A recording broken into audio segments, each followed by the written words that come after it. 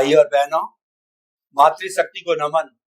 हमारी सत्संग उत्तरोत्तर प्रगति की ओर चल रही है और आनंद आ रहा है। आनंद हमारा लक्षण है और जीवन का सर्वोत्तम उद्देश्य भी आनंद है। लेकिन वो आनंद आएगा कब? जब हमको अनुभव वाणी सुनाई जाएगी। मात्र कथा सुनना, मात्र जो शास्त्रों का अध्ययन करना, मात्र शास्त्रों का प्रवचन करने से नहीं होता है। अनुभवी पुरुष हमारे समक्ष होने चाहिए। वो अपने भीतर के स्रोत से, जो आनंद का स्रोत उनका खुला है, जो ज्ञान दर्शन उनका खुला हुआ है, उसके माध्यम से वो हमको अनुभव वाणी सुनाते हैं। वो अनुभव वाणी हमारे आत्मसात होती है, हृदयंगम होती है।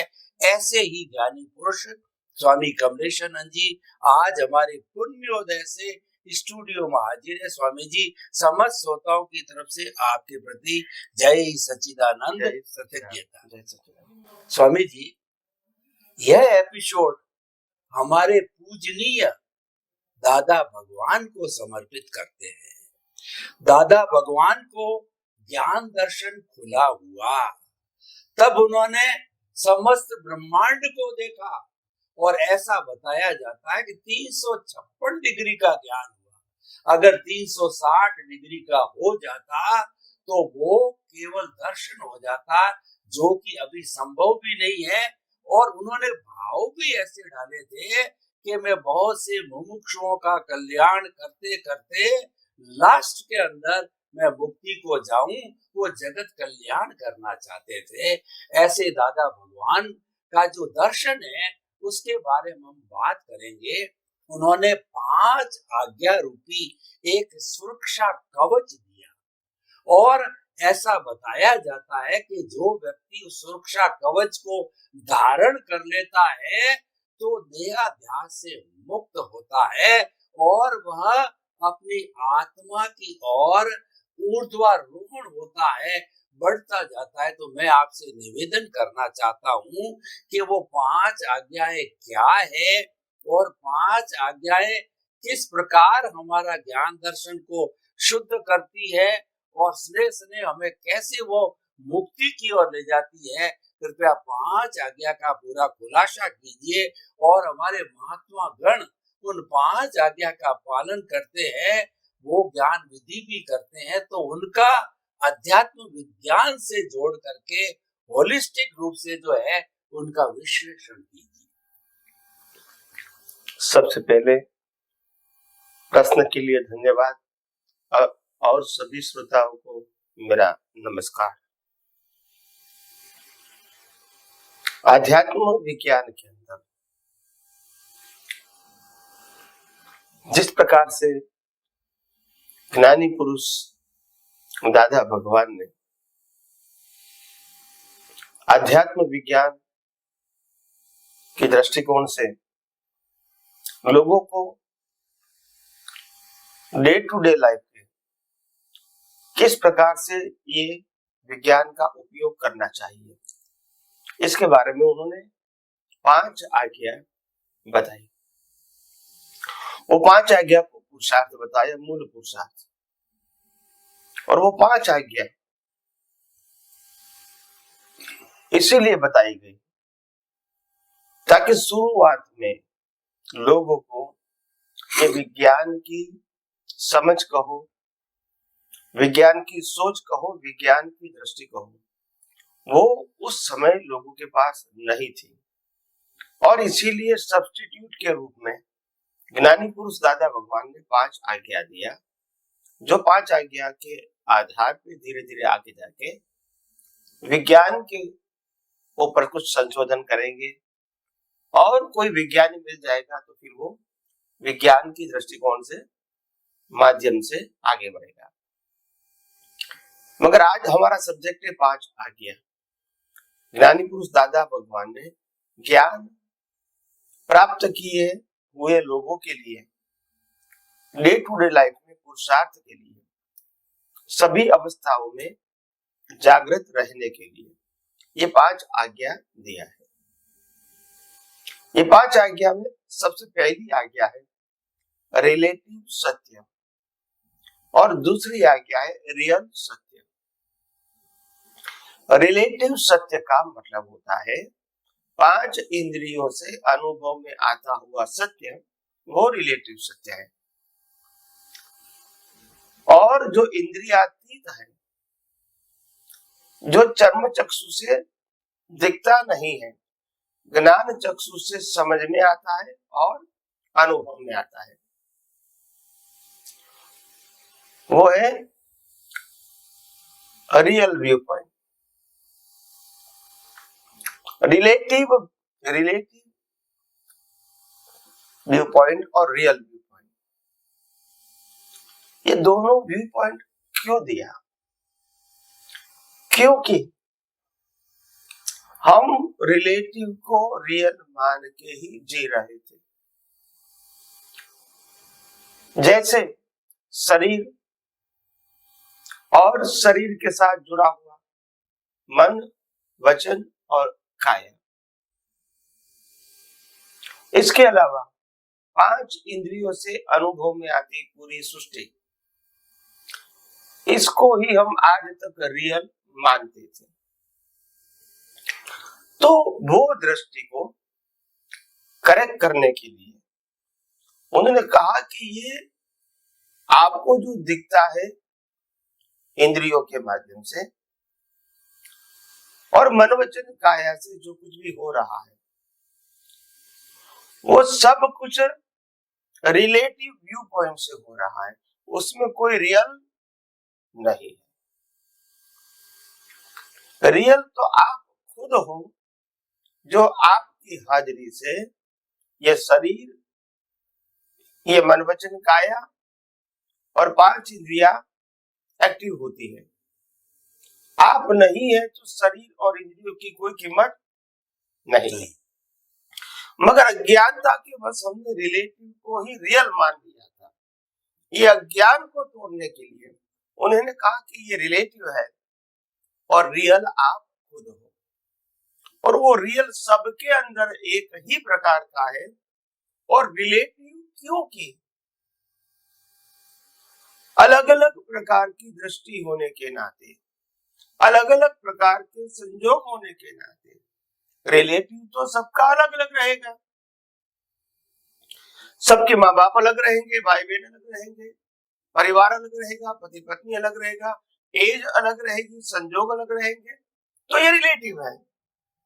रिलेटिव में रियल नहीं है, मगर रिलेटिव की प्रोसेस करने वाले में के अंदर रियल है। और वो रियल तुम खुद हो एज ए शुद्ध आत्मा। तो उन्होंने कहा कि शुद्धात्मा में रहो और बाकी सब कुछ है वो रिलेटिव है।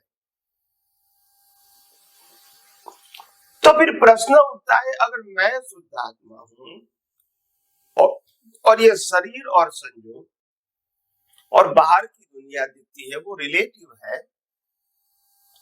तो फिर रिलेटिव को चलाने वाला कौन है? क्योंकि मैं रियल हूं मगर रिलेटिव भी मेरे साथ ही तो है।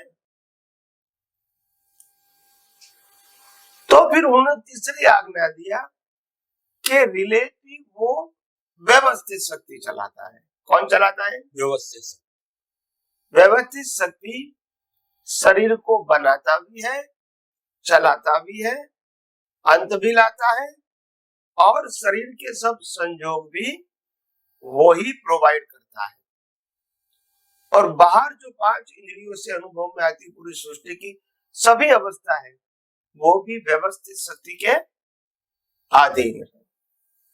और ये व्यवस्थित शक्ति देने का मतलब उनका ये था, यानी कोई प्रकृति जिम्मेदार है ही नहीं, ये बताने का उनका मकसद था, क्योंकि व्यवस्थित है।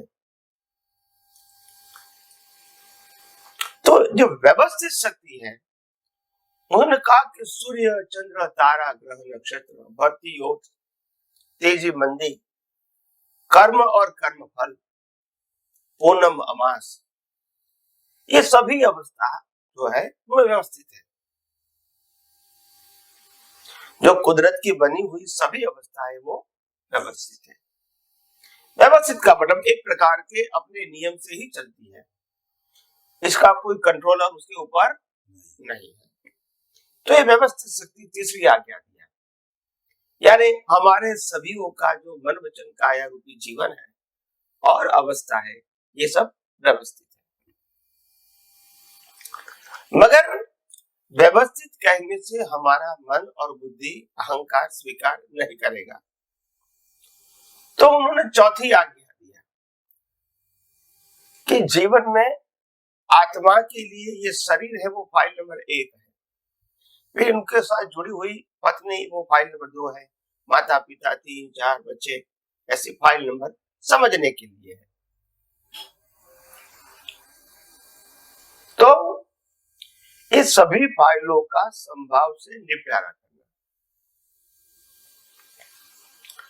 अभी संभाव से निपटारा करना, उसका मतलब ये नहीं होता था कि मैं कोई विशेष क्रिया करके उसका निकाल करूं।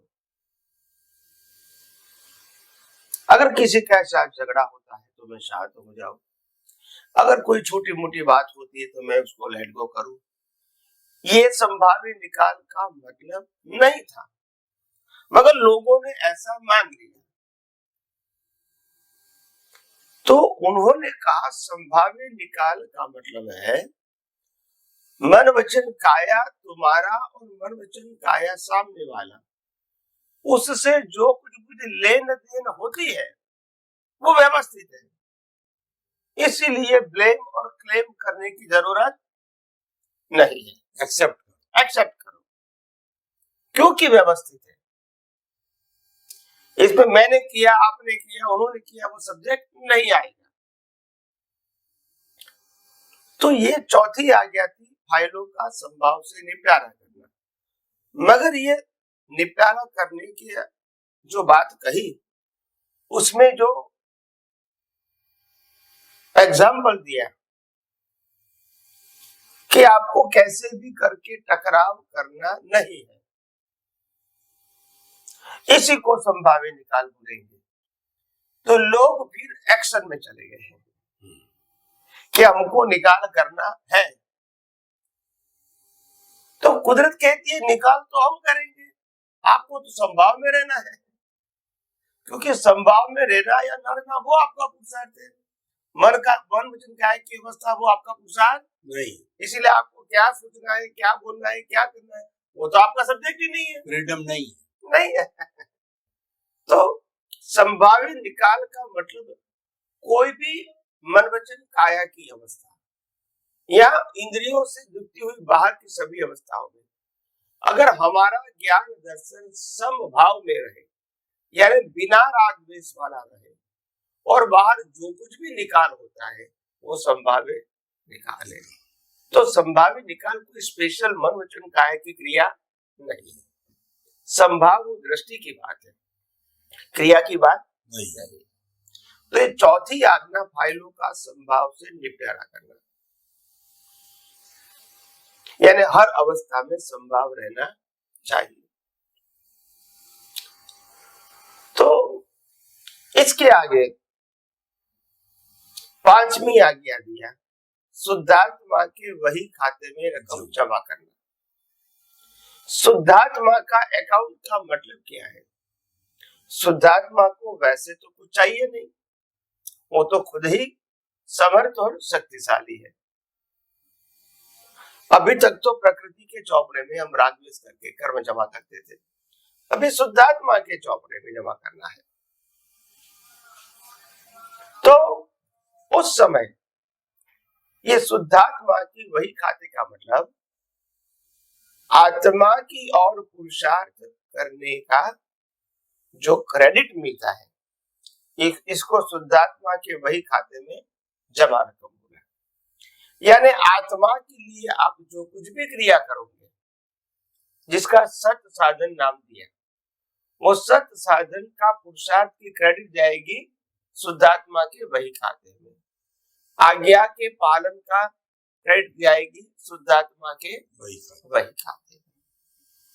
और सभी प्रकार के जो सत साधन बताए अकाउंट में जाए, आप उनके वही खाते यानी अकाउंट में जाएंगे। तो ये उन्होंने बताया।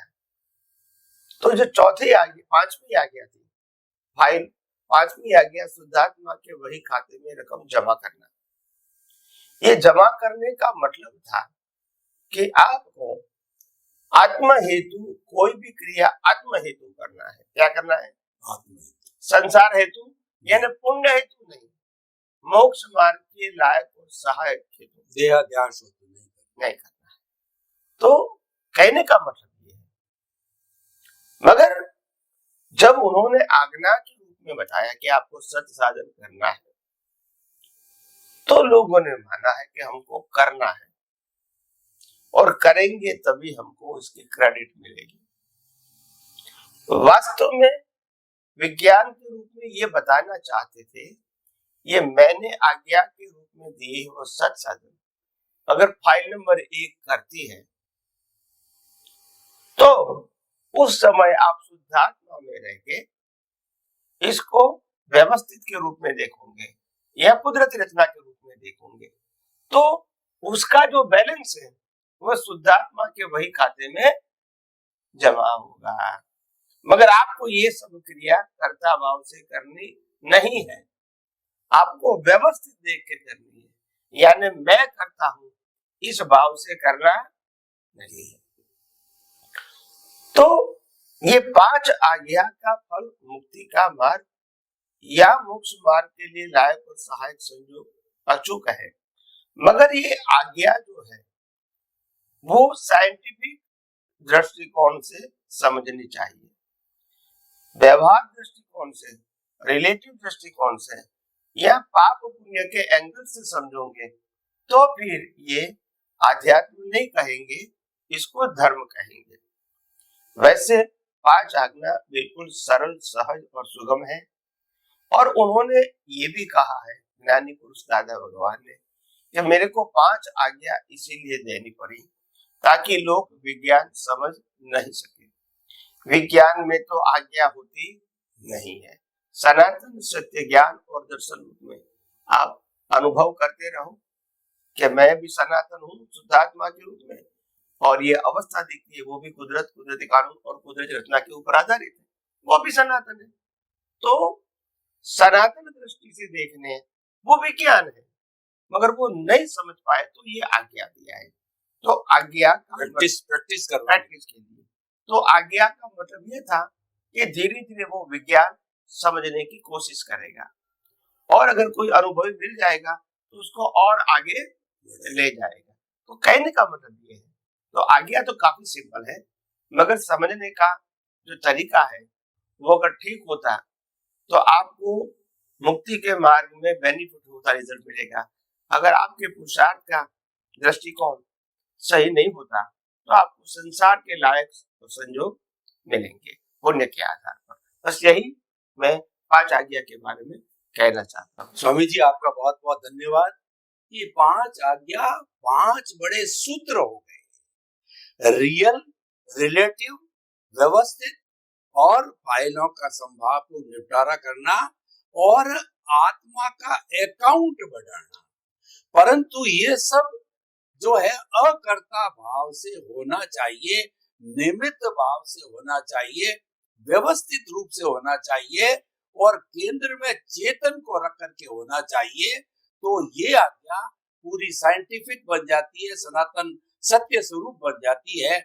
जहां तक मैं समझ पाया हूँ, दादा भगवान क्या ये 5 आज्ञा देने का अर्थ ये था कि अभी नए नए ज्ञान लिए हुए हैं, परफेक्ट नहीं हुए हैं, इनको प्रैक्टिस करवानी, लर्नर्स को प्रैक्टिस करानी पड़ती है। उनके सूत्र अलग होते हैं और एक पारंगत हो जाता, उनके सूत्र अलग होते हैं। वो आगे देने वाले थे, लेकिन वो संजोग ऐसे हो नहीं पाए। तो आप जैसे ज्ञानी पुरुष जो है उनके प्रतिनिधि रूप के अंदर हाजिर हुए और अब उसको एकदम अध्यात्म की दृष्टि से, विज्ञान की दृष्टि से रिफाइंड करके और आप दे रहे हैं। तो हमको वो 5 आज्ञा अब शुद्ध रूप से मिल रही है। तो स्वामी जी, अब समय की अल्पता को देख करके हम ये बताना चाहते हैं कि हमारा चाहे दादा भगवान का 5 आज्ञा का हो, चाहे आपका अध्यात्म विज्ञान हो, जो कि रिफाइंड रूप के अंदर है, वो विज्ञान पर आधारित हो गया है, तो हम सभी के लिए बहुत ही कारगर है। और अगर पूरा विश्व इसको मान ले तो निश्चित रूप से कल्याण कहा जा सकता है। इसमें कोई अतिशयोक्ति नहीं है। आपके प्रति बहुत बहुत कृतज्ञता। जय सच्चिदानंद। जय सच्चिदानंद।